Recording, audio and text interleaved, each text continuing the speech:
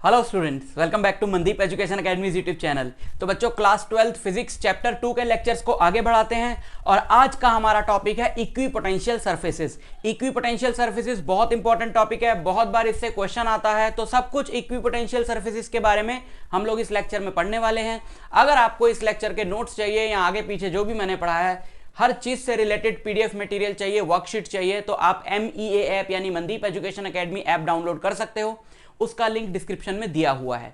अभी तक चैप्टर 1 मैं पूरा पढ़ा चुका हूं और चैप्टर 2 यहां तक पहुंच चुका हूं। यहां तक के सारे वीडियोस ऑर्डर में आपको प्लेलिस्ट्स के अंदर मिल जाएंगे, उनका लिंक भी डिस्क्रिप्शन में दिया हुआ है। तो स्टार्ट करते हैं बच्चों। इक्विपोटेंशियल सरफेसेस, नाम से पता लग रहा है एक ऐसा सरफेस जिसके हर पॉइंट पे पोटेंशियल बराबर हो, उसे बोलते हैं equipotential surface. A surface on which potential is same at every point is an equipotensial surface. For example, जैसे आपके पास एक पॉइंट चार्ज है, आपके पास एक पॉइंट चार्ज है, ये है ना। अब एक चार्ज से r डिस्टेंस पर पोटेंशियल है v, तो वो v क्या होता है? KQ/r, है ना, KQ/r। तो आप ये सोचो, इस चार्ज से r डिस्टेंस पर क्या एक ही पॉइंट है? इनफाइनाइट पॉइंट्स है।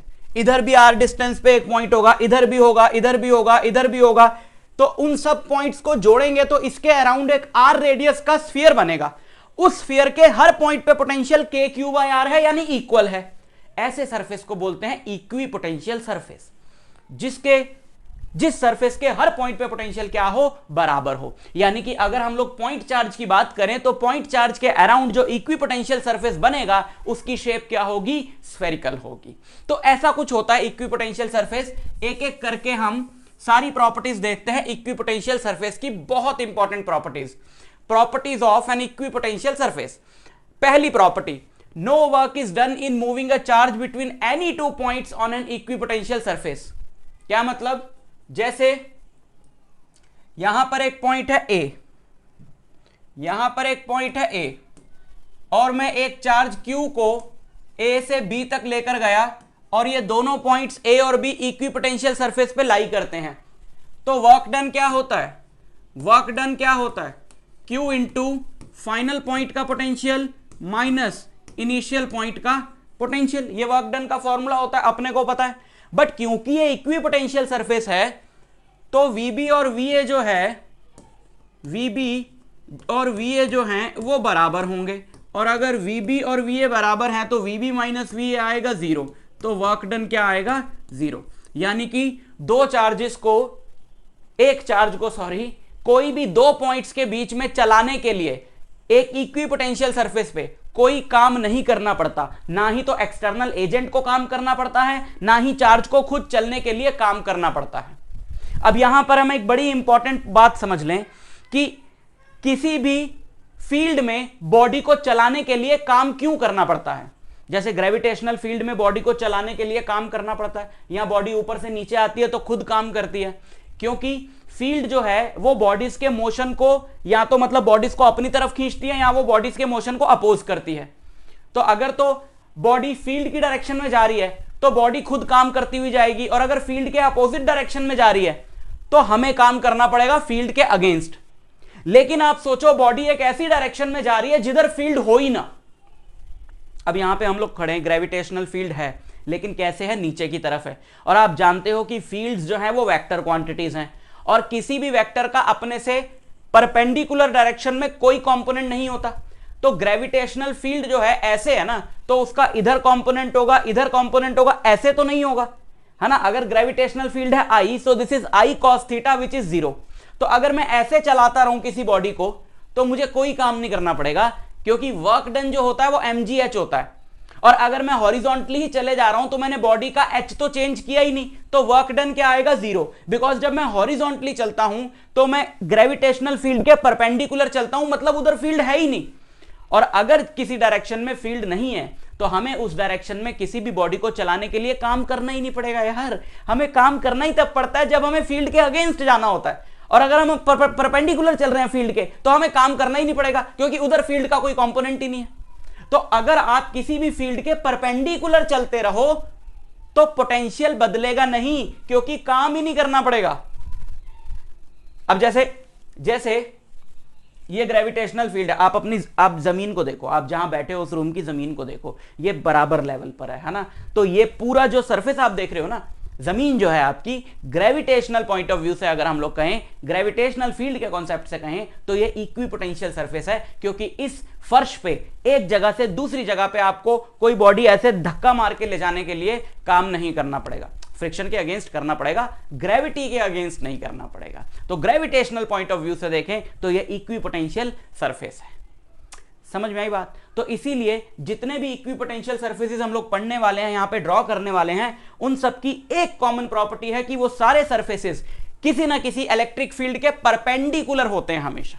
या उल्टा बोल लो कि इलेक्ट्रिक फील्ड जो है वो हमेशा किसी भी इक्विपोटेंशियल सरफेस के परपेंडिकुलर होगी। वही इसकी दूसरी प्रॉपर्टी है कि electric field is always perpendicular to an equipotential surface. आप समझ रहे हैं ना बात को? मैं एक बार फिर रिवाइज करा देता हूं कि पोटेंशियल बदलता तब है जब हमें एक बॉडी को एक पॉइंट से दूसरे पॉइंट तक ले जाने में कुछ काम करना पड़े, है ना। वर्क होगा तो पोटेंशियल भी होगा, इसका अलग इसका अलग। और हमें काम इसीलिए करना पड़ता है क्योंकि हम फील्ड के अगेंस्ट चलते हैं। अगर हम ऐसी डायरेक्शन में चलें जिस डायरेक्शन में फील्ड का कंपोनेंट ही नहीं है, तो हमें बॉडी को एक जगह से दूसरी जगह ले जाने में काम नहीं करना पड़ेगा। और ऐसा सरफेस फील्ड के परपेंडिकुलर, उसके हर पॉइंट पे फिर पोटेंशियल बराबर होगा। ऐसे ही सरफेस को हम लोग बोलते हैं इक्विपोटेंशियल सरफेस। अगर हम ये पॉजिटिव चार्ज वाला हमने जो एग्जांपल लिया था, उसमें भी अगर हम देखें तो पॉजिटिव चार्ज की, आगे दिखाता हूं, मैं बना के लाया हूं आपको समझाने के लिए। पॉजिटिव चार्ज की इलेक्ट्रिक फील्ड लाइंस ऐसे होती है ना, ऐसे जो व्हाइट से दिखा है। और अभी मैंने आपको बताया कि पॉजिटिव चार्ज के लिए इक्विपोटेंशियल सरफेसेस कैसे हैं, मतलब एक पॉइंट चार्ज के लिए इक्विपोटेंशियल सरफेसेस कैसे हैं, उसके अराउंड स्फेरिकल। तो आप ये देख लो कि ये जो स्फीयर है और ये लाइंस है, इनके बीच में हर जगह पे एंगल कितना है, 90 डिग्री। तो हर जगह पर इलेक्ट्रिक फील्ड के इक्विपोटेंशियल सरफेस हर जगह पर क्या होगा, परपेंडिकुलर होगा। ठीक, ये बड़ी इंपॉर्टेंट प्रॉपर्टी है बच्चों, और यही प्रॉपर्टी हमारी नेक्स्ट प्रॉपर्टी है जिसको हम लोग प्रूव करने जा रहे हैं। प्रूफ,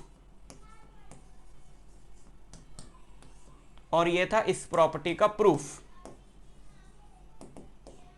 इस प्रॉपर्टी का प्रूफ देखो, electric field lines, electric field is always perpendicular to an equipotential surface. अब मान लो ये एक इक्विपोटेंशियल सरफेस है, हम प्रूव करने जा रहे हैं, समझ तो हम गए हैं थ्योरेटिकली, बट हम प्रूव करने जा रहे हैं कि ये एक इक्विपोटेंशियल सरफेस है। और मान लेते हैं इलेक्ट्रिक फील्ड जो है वो ऐसे है, like making an angle theta with the surface. हम इसको प्रूव करेंगे by the method of contradiction. हमको प्रूव करना है कि इलेक्ट्रिक फील्ड जो है वो इक्विपोटेंशियल सरफेस के परपेंडिकुलर है। तो हम पहले ये मान लेते हैं कि परपेंडिकुलर नहीं है, फिर हम किसी ऐसी सिचुएशन में पहुंच जाएंगे जहां पे हम कहेंगे कि भैया थीटा 90 डिग्री होना जरूरी है। तो हम मान लेते हैं कि सरफेस से थीटा एंगल पर है, तो इसके दो कंपोनेंट ले लें, सरफेस के अलोंग ई कॉस थीटा और सरफेस के परपेंडिकुलर ई साइन थीटा। अब आप जानते हैं कि इक्विपोटेंशियल सरफेस पे कोई चार्ज फ्लो नहीं करता। इक्विपोटेंशियल सरफेस पे कोई चार्ज नहीं फ्लो करेगा, क्योंकि चार्ज हमेशा higher potential to lower potential जाता है, और इक्विपोटेंशियल सरफेस पे हर पॉइंट पे पोटेंशियल सेम है। तो इक्विपोटेंशियल सरफेस के along there is no flow of charge, और अगर इक्विपोटेंशियल सरफेस के along there is no flow of charge, तो ऑब्वियसली उस डायरेक्शन में इलेक्ट्रिक फील्ड नहीं है, बिकॉज जिस डायरेक्शन में इलेक्ट्रिक फील्ड होगी उस डायरेक्शन में तो चार्ज मूव करेगा ही ना। तो अगर इक्विपोटेंशियल सरफेस के अलोंग चार्ज मूव नहीं कर रहा, तो obviously component of electric field, ये सब आपको समझा के लिखना पड़ेगा, मैं सब कुछ नहीं लिख रहा हूं, मेन चीज लिख रहा हूं, बट नोट्स में आपको सब मिल जाएगा ऐप के ऊपर, ठीक है। ई cos theta must be zero, but electric field तो है ना भाई, पोटेंशियल है, चार्ज है, तो इलेक्ट्रिक फील्ड तो है। So E is not equal to zero, but E is not equal to zero. और अगर ई कॉस थीटा जीरो है बट ई जीरो नहीं है, तो ऑब्वियसली कॉस थीटा जीरो है। और कॉस थीटा जीरो कब होता है, जब थीटा कितना होता है, जब थीटा होता है 90 डिग्री। समझ में आई बात? कि हम बोलेंगे कि मान लेते हैं कि फील्ड जो है वो सरफेस से थीटा एंगल पर है, तो फील्ड के सरफेस के अलोंग फील्ड का जो कंपोनेंट है यानी E cos theta, that must be zero, because there is no flow of charge along the surface, and since there is no flow of charge along the surface, then electric field along the surface must be 0. So E cos theta must be 0, but E is not 0. So cos theta 0 होना चाहिए, और cos theta तभी 0 होता है जब theta 90 degree होता है, यानी ये वाला एंगल 90 डिग्री है और ये फील्ड ऐसी है, तो प्रूव हो गया कि electric field is always perpendicular to an equipotential surface. Mathematics में मत घुसो, लॉजिकली तुम्हें पता होनी चाहिए बात, और लॉजिकली मैं तुम्हें समझा चुका हूं. Next property, no two equipotential surfaces can ever intersect. मान लो ये दो इक्विपोटेंशियल सरफेसेस हैं और ये इंटरसेक्ट कर गए. लाइंस नहीं है, ये सरफेसेस हैं, समझ रहे हो. जैसे एक सरफेस ये ऐसा है, ये, और दूसरा ऐसा है. अब जब ये इंटरसेक्ट करेंगे, जब दो सरफेसेस इंटरसेक्ट करेंगे तो इंटरसेक्ट, जब लाइंस इंटरसेक्ट करती हैं तो इंटरसेक्टिंग पॉइंट होता है. जब सरफेसेस इंटरसेक्ट करते हैं तो इंटरसेक्टिंग लाइन होती है पूरी. जैसे आप फर्श को देखो और दीवार को देखो, फर्श एक सरफेस है, दीवार एक सरफेस है, ये जहां इंटरसेक्ट कर रहे हैं पूरी लाइन आपको मिलेगी, है ना. अब आप सोचो उस लाइन पे इनफाइनाइट पॉइंट्स हैं. अब इक्विपोटेंशियल सरफेस पे, इसको थोड़ा ठीक से बनाता हूं, इक्विपोटेंशियल सरफेस पे ऐसा ना, देखो एक सरफेस ये है और एक ये है ना. ये पीछे की तरफ भी जा रहा है और ये ऐसे जा रहा है, तो ये यहां पे इंटरसेक्ट कर रहे हैं, ये इनकी पूरी एक इंटरसेक्टिंग लाइन है. अब इस लाइन पे इनफाइनाइट पॉइंट्स हैं, हर पॉइंट इस सरफेस में भी लाई करता है, इस सरफेस में भी लाई करता है. तो अगर ये एक इक्विपोटेंशियल सरफेस है और हम लोग मान लेते हैं कि इस सरफेस पे हर जगह 10 वोल्ट पोटेंशियल है और इस सरफेस पे हर जगह 20 वोल्ट पोटेंशियल है, तो ये लाइन का हर पॉइंट तो इस सरफेस पे भी लाई करता है, इस सरफेस पे भी लाई करता है. तो इस पे 10 होगा कि 20 होगा, गड़बड़ हो गई. तो दो डिफरेंट इक्विपोटेंशियल सरफेसेस जो हैं वो कभी इंटरसेक्ट नहीं कर सकते. This is the third property.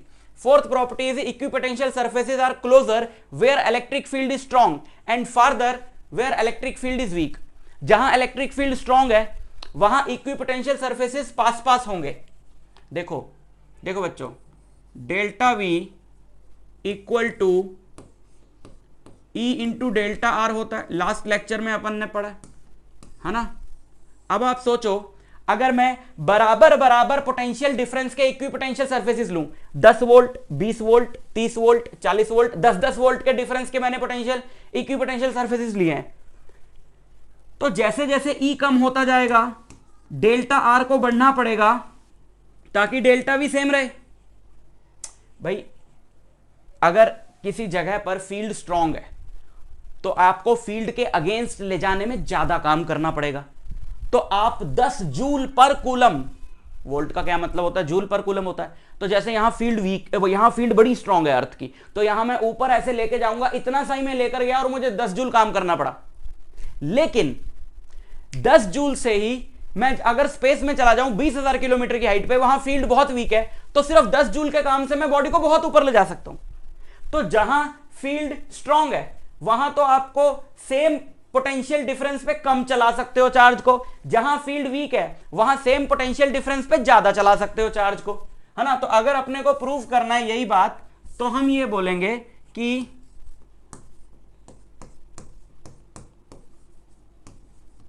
to keep delta V same, we have to increase the value of delta R if E decreases. If the value of E is less at some point, then we have to increase the value of delta R to keep delta V same.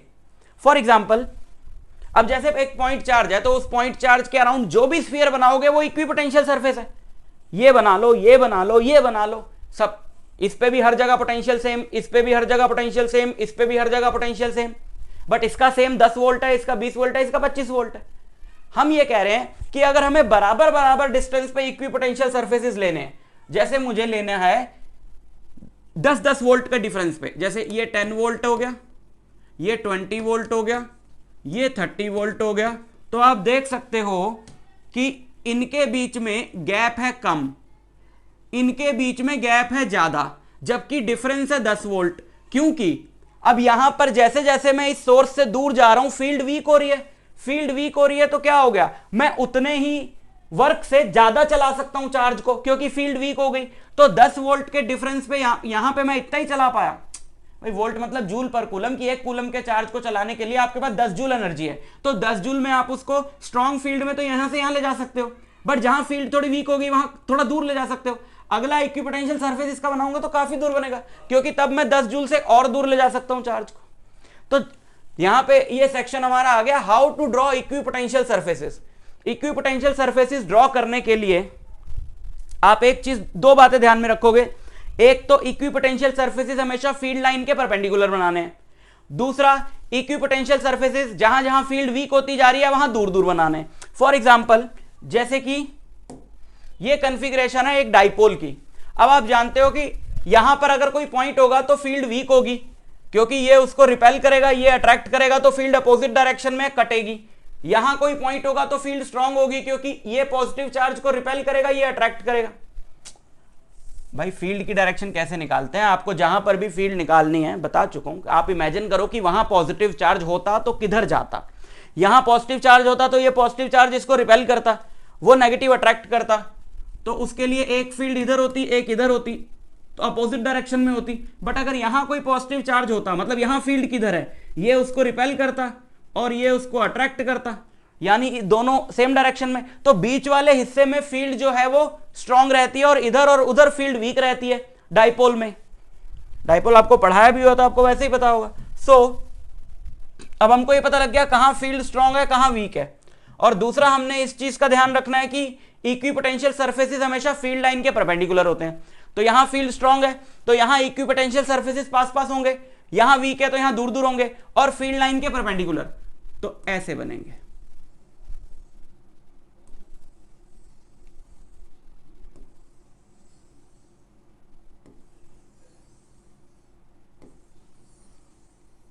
समझ रहे हो? यहां पे पास पास, यहां पे दूर दूर, और हर जगह पर फील्ड लाइन के ये इक्विपोटेंशियल सरफेसेस क्या आ रहे हैं?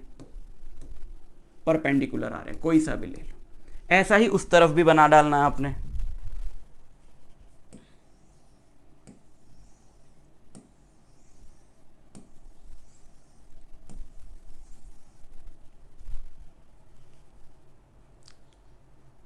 समझ में आया? ओके, बिल्कुल ऐसा ही बनाना है ना। मैंने जल्दबाजी में थोड़ा सा गैप ऊपर नीचे हो गया, बिल्कुल ऐसा ही उस तरफ आपने बना देना, ठीक है ना। इधर ये पास पास है, उधर दूर। नोट्स में आपको प्रॉपर डायग्राम बने हुए मिल जाएंगे। अच्छा, दो पॉजिटिव चार्ज की फील्ड लाइंस आप देख रहे हो। दो पॉजिटिव चार्जेस के लिए, ये सारे डायग्राम बनाने के लिए आते हैं इसलिए बनवा रहा हूं, टाइम पास नहीं कर रहा हूं। दो पॉजिटिव चार्ज के लिए फील्ड लाइंस आप देख रहे हो ऐसी होती हैं। और आपको पता है कि दो पॉजिटिव चार्जेस के लिए बीच में फील्ड जो है वो वीक होती है, क्योंकि अगर यहां कोई पॉजिटिव चार्ज होता तो ये उसको इधर रिपेल करता, ये इधर रिपेल करता, तो यहां पे नेट फील्ड क्या क्या आनी थी? 0। और इस तरफ और इस तरफ फील्ड थोड़ी स्ट्रांग होती है, क्योंकि अगर यहां कोई पॉजिटिव चार्ज होता तो ये उसको रिपेल करता और ये भी उसको रिपेल करता, है ना। तो इस तरफ फील्ड होती है स्ट्रांग और बीच में होती है वीक। तो इधर गैप कम कर दो, बीच में ज्यादा कर दो, ऐसे।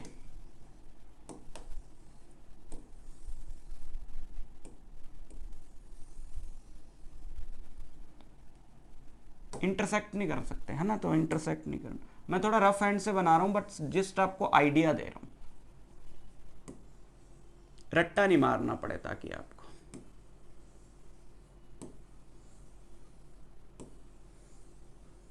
और आपको पता है इंटरसेक्ट तो कर नहीं सकते। अब अगला बनाऊंगा तो इंटरसेक्ट कर जाएगा, तो अगला ऐसे बनाना है आपने, ट्र और इधर ऐसे,